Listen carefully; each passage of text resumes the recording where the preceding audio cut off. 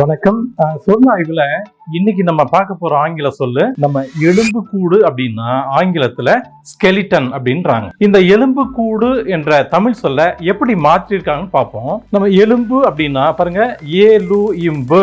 இந்த எலும்பு இத ஆங்கிலமா மாத்தி என்ன செய்வாங்க, மகரத்தை நகரமா மாத்திடுவாங்க. அம்மை அன்னை பாருங்க, எம் என்ன மாறிடும்.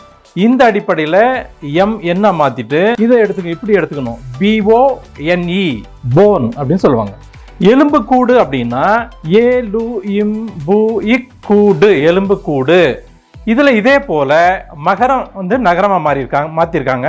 இந்த ககர சகரமா மாறி இருக்கு அப்படின்னா கொட்டகை குடிசை. அதே போல இந்த யூ ஈயா மாறி இருக்கு அப்படின்னா புடி பிடி.